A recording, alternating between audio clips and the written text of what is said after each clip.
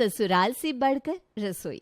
ये कहानी शुरू होती है मिश्रा परिवार से, जहाँ सभी घर वाले मिलकर निखिल के लिए आए रिश्ते में से बेस्ट लड़की की फोटो चूज कर रहे थे।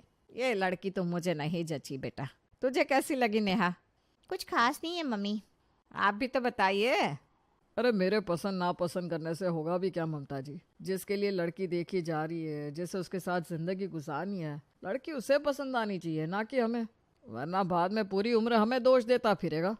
पर आपके प्यारे बेटे ने पहले ही कहा है कि वो किसी भी लड़की को ना कहकर उसका दिल नहीं तोड़ेगा, ना ही 2-4 लड़कियों को देखकर उनका मजाक।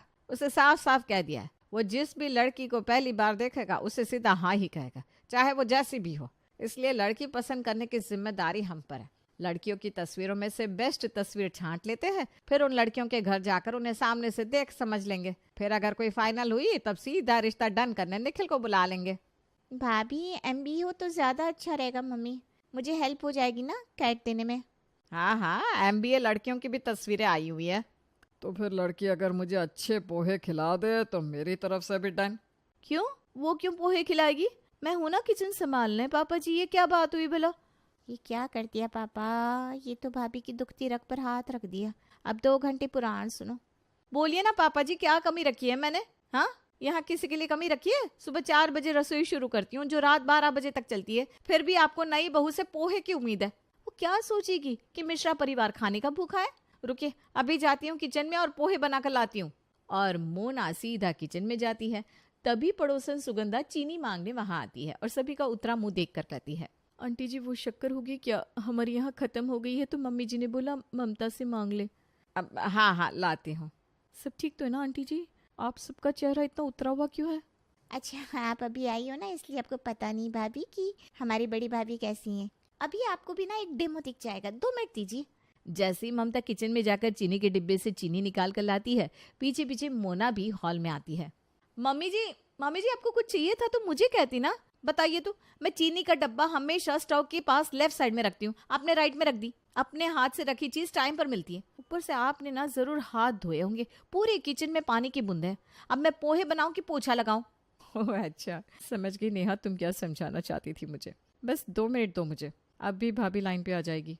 ऐसा हो सकता है तो कर दे बेटा, हम जिंदगी भर तेरा एहसान मानेंगे। ये क्या बात हुई मोना भाभी? ये किचन सिर्फ आपका तो है नहीं, और कोई इसमें कुछ ना करे, ऐसा कैसे हो सकता है? ऐसे तो आप भैया को भी कमरे में अपने हिसाब से चलने नहीं देती होगी। अरे नहीं ऐसा नहीं है सुगंधा, छत से लेकर बाथरूम हॉल कमरे हैं ना सभी के लिए, फिर किचन में ही क्यों करना है ड्रामा? और अगर करना भी है तो अभी छोड़ देती हूँ किचन। दीदी आप संभालो किचन। मैं ना बाबा ना, मम्मी तुम्हारा मुंह उतरा हुआ था, तुम देखो किचन। अरे मुझसे तो कुछ नहीं हो पाएगा, जितना करना था कर चुकी मैं। वैसे सुगंधा तू भी मेरी बहू समान है, हटने दे मोना को। तू हमारी रसोई देख लिया कर, गिन के 4 लोग हैं हम, जहाँ अपने ससुराल वालों की रोटियां सेकेगी 2-4 और सही। 2-4 की तो गिनती कहाँ होती है। तो डील डन। ठीक है मोना, तू छोड़ दे रसोई, ऐसे भी तेरी दादागिरी से सब परेशान थे। अरे क्या आप कुछ भी बोले जा रहे हैं अंकल जी? ये पकड़िए आपकी चीनी, मुझे नहीं चाहिए। चीनी देकर आप तो पूरी की पूरी बहू मांग रहे हैं। मैं चलिए अपने घर का काम पूरा होगा तब मैं इनका करूँगी ना। पागल समझाए क्या? कहाँ भेज दिया मम्मी जी ने, पूरी फैमिली ही पागल है।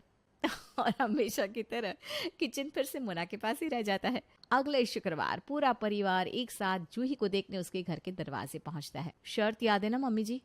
अरे हाँ भाई हाँ याद है, तू माथे पर मत चढ़ मेरे। अंदर चलना है कि यहीं से वापस निकल ले? दरवाजे पर ही शुरू हो गए, हाथ है आप भी। और आना कानी करते सभी जूही के घर के अंदर जाते हैं। अरे जूही की अम्मा, लड़के वाले आ गए, रसोई छोड़िए। माफ कीजिएगा भाई साहब, पहली बार कोई जूही को देखने आया है तो जरा उसकी माँ घबराई हुई है। अरे कोई बात नहीं मनोज भाई साहब, सबके लिए कोई ना कोई रिश्ता पहला होता ही है, और भगवान ने चाहा तो ये आखिरी भी हो जाएगा।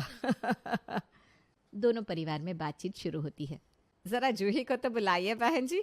जूही साड़ी पहनकर बाहर आती है। लड़की के रूप में तो कोई कमी नहीं है बहन जी, फोटो से ज्यादा सामने सुंदर लगती है जूही। मुझे तो ये फोटो वगैरह पर भरोसा ही नहीं रह गया। फिल्टर का जमाना है, होता कुछ है दिखता कुछ है। पर आपकी बेटी तो सभी लोगों से अलग निकली। हमारी बेटी है ही अलग भाई साहब, पढ़ने लिखने में 1 नंबर। तुम खुद बताओ ना जूही। मैं 10th में स्टेट टॉपर थी अंकल जी, और अभी मास्टर कर रही हूँ। बैंक के एग्ज़ाम भी देती हूँ, पिछली बार से 0.5 से रह गया था। पर ऐसा नहीं है कि हमारी बेटी सिर्फ पढ़ाई में तेज है, खाना बनाने में कोई जूही का हाथ नहीं पकड़ सकता। नहीं नहीं अंकल जी, खाने वाने की तो बात ही मत कीजिए। जूही पड़ेगी, खाना बनाने के लिए मैं हूं ना। और हाँ, मेरी एक शर्त है कि खाना हमेशा मैं ही बनाऊंगी। अरे जी, ये तो चमत्कार हो गया। जूही का 16 सोमवार का व्रत पूरा नहीं हुआ कि ऐसा रिश्ता मिल गया। ये रिश्ता हाथ से ना जाए बस। वही तो, जहाँ जेठानियाँ देवरानी के आने का इंतजार करती है कि कब वो आए, काम बांटे, यहाँ तो जेठानी शर्त रख रही है कि रसोई वही देखेगी। गजब हो गया भाई। जूही के साथ साथ उसके परिवार वाले मिश्रा परिवार की इतनी आवभगत करते हैं कि ममता कहती है, मुझे तो लगता है अब निखिल को बुला लेना चाहिए, अभी सगाई कर देते हैं, आप 1 घंटे में तैयारी कर लीजिए। और निखिल आता है, कुछ देर जूही से बात करता है और दोनों की सगाई हो जाती है। तुरंत सगाई और हफ्ते भर में शादी। वो कहते हैं ना, चिट्ट मंगनी पट ब्याह। बिना देर किए ममता अपनी छोटी बहू को अपने घर ले आती है। शादी के दूसरे दिन तैयार होकर जूही अपना फोन चला रही थी कि उसे उसकी माँ का कॉल आता है। पहली रसोई में क्या बना रही है बेटा? मैं क्यों कुछ बनाऊंगी मम्मी, मैं तो फोन चला रही हूँ। जब जेठानी ने बोल दिया है कि वो रसोई संभाल लेगी, मैं दिमाग क्यों लगाऊं। अरे बैल बुद्धि, रस्में तो करेगी कि नहीं कि वो भी नहीं करेगी? सही तो कह रही है जूही। तुम तो ऐसे अपनी बेटी की शादी तोड़वा दोगे। तू वहाँ गृहस्थी बसाने गई है, ऐसा कुछ मत करना कि हमारी नाक कट जाए। अभी उठ और जाकर अपनी पहली रसोई बना। जूही अपनी माँ की बात मानकर किचन में जाती है। OMG, इतना साफ किचन देख के लगता है मानो यहाँ कभी खाना बना ही नहीं। अब जल्दी से नाश्ता बना लेती हूँ। जूही रोटियां बना रही थी कि मोना रसोई में आ जाती है। 2 मिनट रसोई से निकलती नहीं कि यहाँ कोई ना कोई पहुंच जाता है।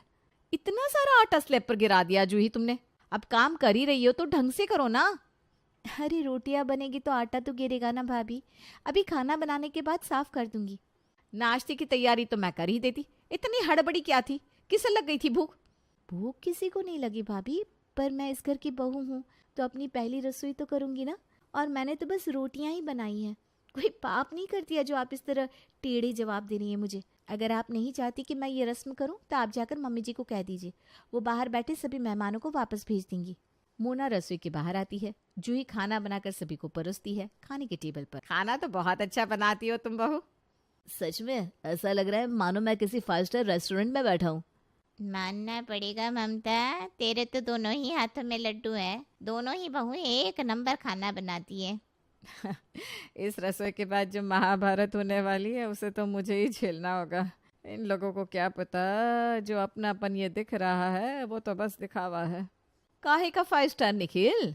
अरे भिंडियों को देखो, एक लंबी एक छोटी, ऐसे कटती है क्या सब्जियां?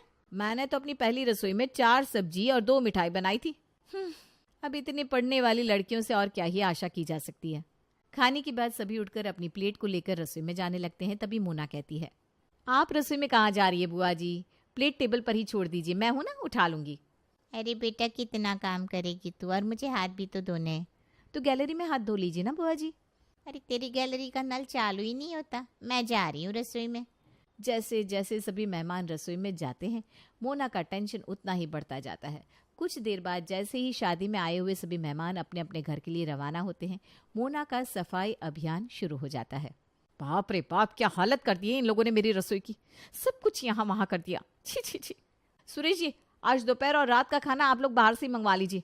निखिल के कमरे में डिस्पोजेबल है ना, उसी में खाना खा लीजिएगा, क्योंकि आज किचन में कोई काम नहीं हो पाएगा। और सुबह से रात 8 बजे तक मोना रसोई ही साफ करती रहती है, साफ करती रहती है।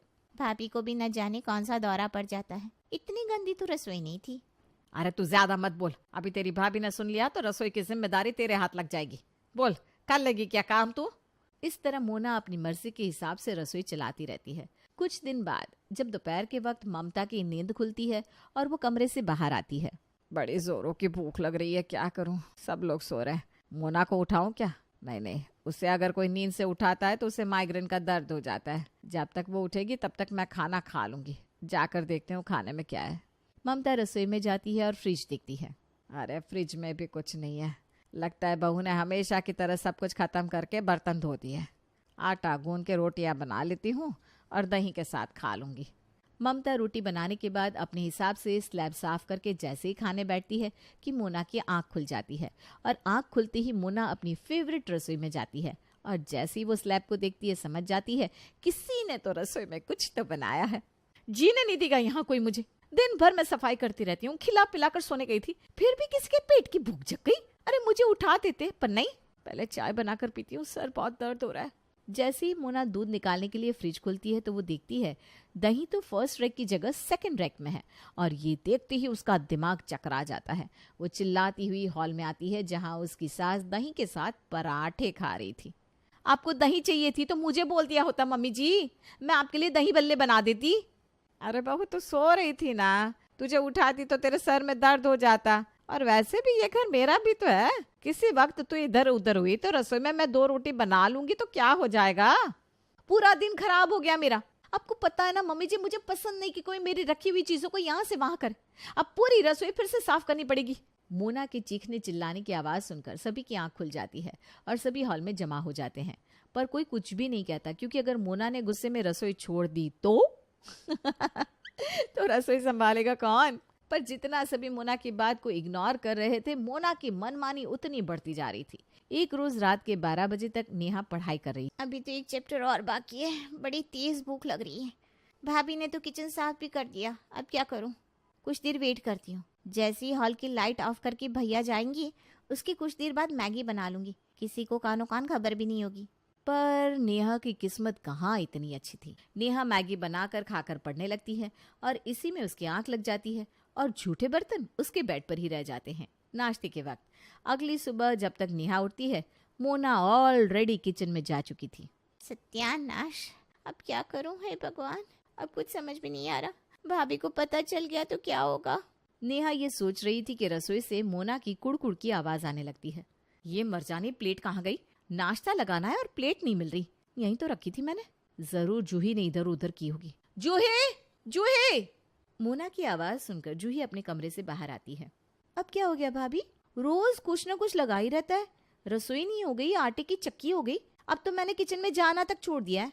ये छोटी वाली प्लेट टोटल 6 थी, 5 ही दिख रही है, और एक कांटे की चम्मच भी कम है। कहाँ गई वो? तुम कह रही हो तुम रसोई में नहीं आई, मम्मी जी कहेंगी वो नहीं आई। इसके पहले कि मुझ पर इल्जाम आया, मैं बता देता हूँ भाई, पिछले दिन मैं व्रत में था तो मैंने तो कुछ नहीं लिया। प्लेट के साथ कांटे की चम्मच भी नहीं मिल रही, यानी जिसने भी खाया है उसने या तो मैगी खाई होगी या चाउमीन पास्ता, और ये सब तो मैं नहीं खाता। इसका मतलब फिर से कोई रसोई में गया था। अब क्या बाकी रह गया था? किसने ली है प्लेट? जरा ला कर रख दो भाई। और रोज के मोना के इस ड्रामे से परेशान होकर आज नेहा चिल्ला कर कहती है, बस भाभी बस, बहुत हुआ आपका ड्रामा। आप क्या चाहती? आप ना रहे तो इंसान भूख से मर जाए, पर अपने लिए एक मैगी भी ना बनाए। माना आप पूरी रसोई संभालती हैं, हम सबको खाना देती हैं, पर इसका मतलब ये तो नहीं कि आपकी गैर मौजूदगी में आदमी 2 मिनट रसोई में भी ना जाए।